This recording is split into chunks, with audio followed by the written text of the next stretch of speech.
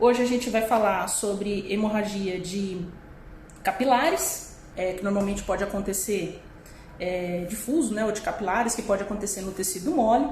E também vamos falar sobre hemorragia, como fazer, né, para hemorragias, por exemplo, de vasos mais calibrosos, hemorragias intraósseas, o que você pode fazer para poder resolver. E uma grande questão que a gente precisa estar sempre atento, que é a hemorragia em tecido de granulação. Sabe aquele dente que você vai tirar e que tem um cisto enorme? Aquela região ali normalmente tem tecido de granulação. E como que esse tecido de granulação se comporta e como que isso pode acabar atrapalhando o seu processo de hemostasia. É uma questão que a gente precisa estar sempre atento e é importante a gente conversar um pouquinho sobre isso. Bom, gente, hemorragia em lençol, que a gente fala, né, ou de capilares, isso pode acontecer quando você está manipulando tecidos moles normalmente, né? Quando você faz um afastamento, né, um descolamento grande, isso pode acontecer nesse tecido mole. Normalmente, esse tipo de hemorragia, você consegue controlar bem através de uma compressão com gás.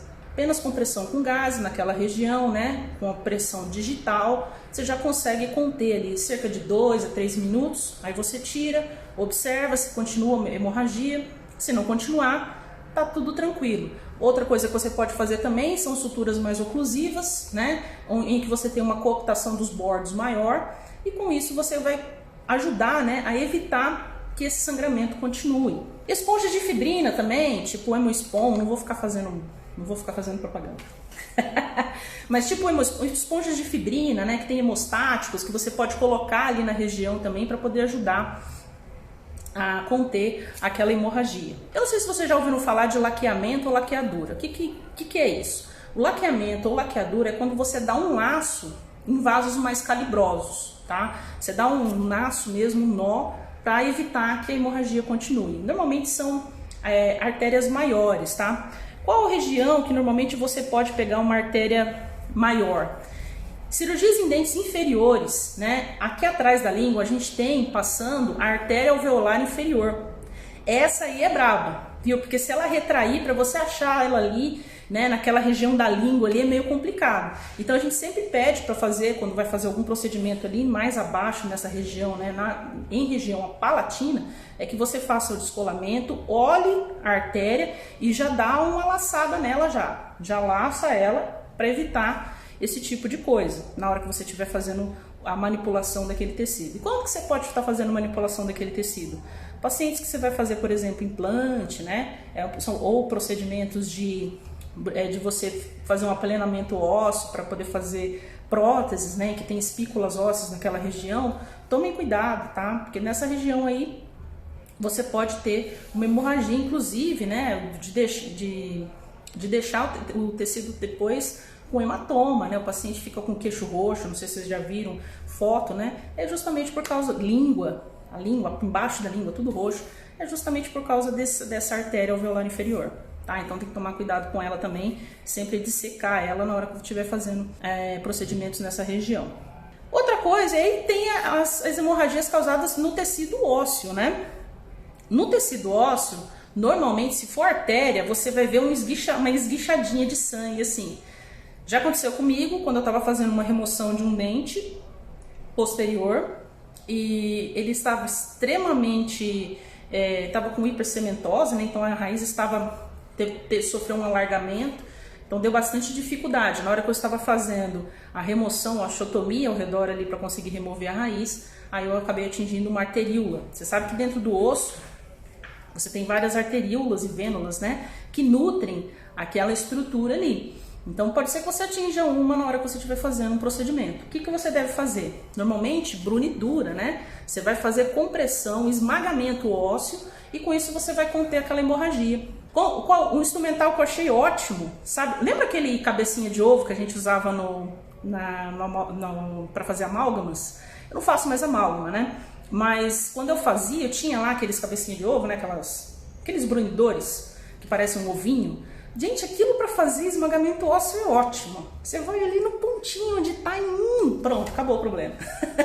Se vocês tiverem, deixa 1, 2 lá na tua caixa de cirurgia, que que às vezes vai ser necessário, viu? Às vezes ajuda bem. Ele ajuda mais até do que as alavancas. Se você for fazer com a alavanca tem ponta, então às vezes dificulta ali você fazer aquele esmagamento, aquela brunir mesmo, né? Você apertar e comprimir aquela região. Você esmagando aquela região, fazendo esmagamento, para o sangramento, né? Pela própria compressão óssea ali. E qual é o cuidado que a gente tem que tomar quando vai fazer, por exemplo, cirurgias em dentes que tem uma lesão grande, né? Uma lesão apical? Aquilo ali normalmente tem tecido de granulação. E tecido de granulação, as veinhas, né, as artérias que tem ali, normalmente os vasinhos capilares, normalmente eles não se contraem. Então eles não sofrem a contração que vai ajudar no processo de estancamento, né? Fica sangrando. Então é muito importante, dentes que você observa na radiografia que tem esse tecido, você fazer a curetagem completa.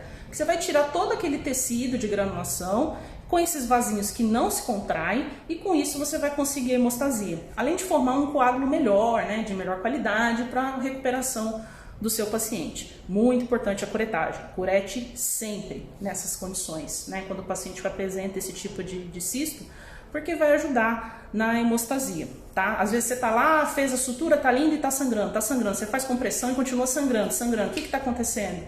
É o tecido de granulação. Tecido de granulação que está lá em cima e tá dificultando você conseguir a hemostasia. Sangramento difuso no osso, normalmente na estrutura óssea, o que você deve fazer? As esponjas de fibrina. Coloca esponja de fibrina lá, faz sutura em X ou suturas mais oclusivas. Com isso você vai conseguir uma melhora da situação. Pode ser usado também o eletrocautério, você fazer na função coágulo, né? Você coloca lá dentro, ele vai dar daquele cheirinho bom, né? Agradável de eletrocautério. E aí você vai fazer a cauterização e a formação do coágulo ali na hora, vai ajudar também nesse tipo de coisa. Eu vou deixar um resumo para vocês lá no Telegram, tá? Justamente sobre como tratar esses tipos de hemorragia.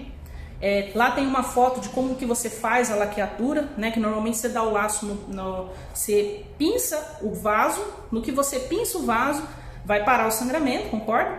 Aí você dá o laço em volta da pinça-maio e vai com o fio para poder dar um nozinho nele lá dentro do lugar onde está a artéria, ou está a veia, a vênula, a arteríola, né? Enfim, aonde você precisa atingir e fazer amarrilho daquele vaso. Já usei mais de uma vez e me ajudou bastante, tá? Então, de repente, você faz o pinçamento com a hemostática também, né? Faz o pinçamento com a hemostática, você dá o laço ali, puxa, com isso você vai conseguir fazer o amarrilho. A ligadura, eu vou deixar lá no Telegram para vocês poderem ver. Quem não participa do Telegram, basta clicar no link da bio, vocês já sabem, né? Que lá você vai conseguir acessar o canal do Telegram. Outra coisa que você pode usar também, né? São aqueles hemostáticos líquidos, né? Tipo o Viscostat, eu não sei se vocês já ouviram falar. Ele é um agente hemostático que ajuda, ele é líquido, ele também pode ajudar. Eu uso ele muito, sabe quando? Quando eu preciso fazer algum procedimento em coroa e o paciente está com a gengiva, porque às vezes fica um pouquinho inflamada, né? Você colocou lá o fio retrator e sangra um pouco, tal. Esse Viscostat, nossa, é muito bom. Você coloca um pouquinho para o sangramento, você consegue executar o procedimento que você vai fazer, né, a coroa ou a restauração, MOD ali, que às vezes sangra um pouco, ele ajuda bastante, porque sabe que no sangue não dá para fazer, né? E às vezes mesmo no isolamento absoluto, o sangue parece que, né, brota. Então, ele ajuda bem, tá? Sempre é bom você comprar um desse daqui, ó, Viscostat, tá? Para você poder ter uma tranquilidade aí na hora que for fazer esse tipo de restauração.